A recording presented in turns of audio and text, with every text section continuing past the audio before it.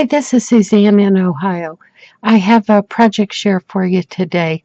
I want to show you what I did with some of my digital images. So these are greeting cards. I think I have 4. And the star of the show is really the envelope. So let me show you these. First of all, these are digital images of my puffies. So here's a puffy. It's a little quilted, and I call them puffy because they are. They have quilt batting in them, and it's all textile with sometimes a paper plaque on them, words, and snippets of lace and fabric and everything, and these rolled flowers, I guess you call them. But I have a whole series of these I call the Bird series, and they're offered on my Etsy site individually, or you can purchase digital downloads of all of each different quilt. And they are a quilt, I guess. So I wanted to show you what I did with this digital image, and also digital images of old textiles such as handkerchiefs and dresser scarves. So here's the first one.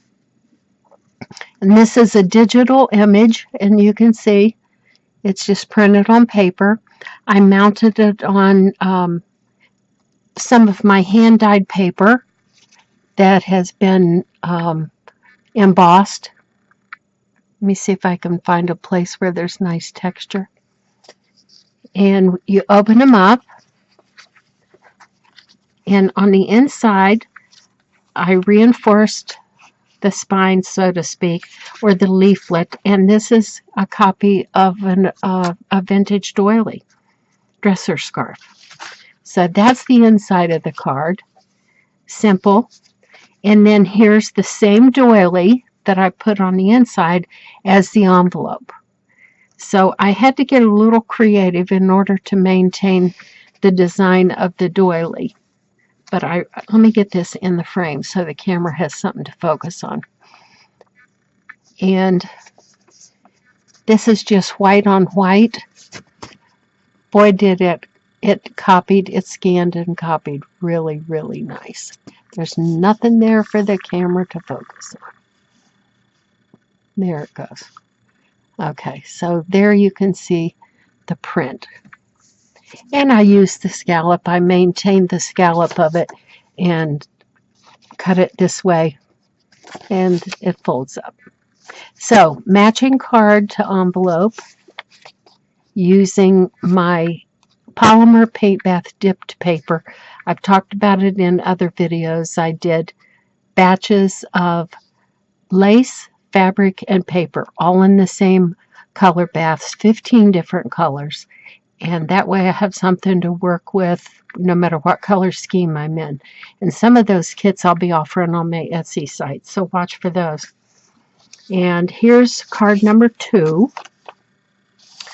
I used a print, again, a puffy print, and it's quite simple on the outside. These are just my hand-dyed laces here, but there's the hand-dyed lace out of the same paint bath. It's in the actual, on the actual puffy, so it's in the photograph. And it's on my yellow dyed paint bath paper. So on the inside, I used a white on white print of a dresser scarf, and I distressed it a tiny bit with some distress inks. I think this was in Wild Honey. Let's see if I can get you a nice up close. Again, it has to have something to focus on. There. So even though it's white on white, it's full of texture. It looks great. And there's the hand-dyed paper. In real life, it's beautiful. So same dresser scarf print I used for the envelope. And there you can see a good picture of the texture that was in that original scarf. Come on, camera. Boy, it likes to have something to focus in on. I deco edged this one with decal scissors and then again, same distress ink. And on the front of it, I put a quote from Longfellow and a couple snippets of the same fibers that are on the card. So you've got matchy-matchy. I don't know how you feel about that, but I tend to love it. Here's the third one. Here's the puffy, the print of the puffy. So what I did, since this had black lace seam binding, I used black lace seam binding out here, and the black draws your eye into the picture. This particular puffy, the actual, in the photograph, you can see more of my hand-dyed lace there. Now, here's the envelope for this one, a dresser scarf. And these colors really are bright, but I think as the day has gone on here, I should have adjusted my lighting from my recording. And here's the crocheted edge that was on that doily, or I should say dresser scarf. And it wants my finger here so I can focus. Now I'm not giving up, camera. You're just going to have to come into focus here. There. And I just fussy cut around the edge of the crochet. So this envelope, I tried to salvage as much of this print as I could, and I jimmy rigged it all together so that I got as much of that beautiful edging as possible and had the correct closure. And so the card is my gold paint bath dipped paper and then embossed. And the inside is a corner, it's a print of the corner of that textile, and that's your writing page right there. You can write right on top of it. And there you can see a little bit more of that paper. Okay, so that was the third one. And now the fourth.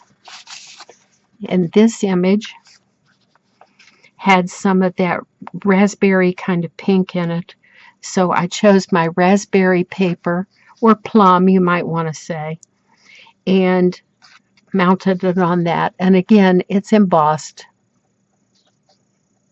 Now, depending on how I dipped the paper in the paint bath, I sometimes got intense color on both sides, and on others, I got a lighter color on the inside.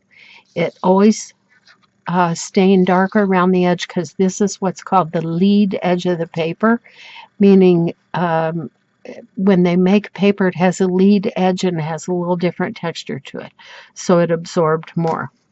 And the page, the writing page in this card, is a print of an old handkerchief, and that's what the envelope is made out of too. So that's a typical greeting card style. I reinforced the spine because I embossed this paper and I didn't want it to be frail. So there's the card and the matching envelope. This vintage handkerchief. I was gifted a whole bunch of handkerchiefs, plus I picked them up at my thrift store when I can find them. And this is an applique right on the handkerchief, as well as the embroidery. Darling little thing. And the flap folds down like so. And it left me a space in the corner, which I didn't care one bit. I mean, it's so darn cute. Who's going to fuss about that? Okay, so there you have my 4 greeting cards. And practically every image that you've seen here is available on my Etsy site. I have a plethora of prints of old handkerchiefs, old dresser scarves, and old needlework of all kinds. Probably somewhere around 100 to 150, and maybe I'm getting up higher than that by now because I scan and load them up quite frequently. So if you'd like to just go to my Etsy site and kind of look around and get some ideas and see what all's there, and if you end up purchasing anything and making something with it, please contact me. I'd love to see what you create. Thanks to all those YouTube crafty people that share their ideas. I appreciate you so much, and thank you for watching, and come again.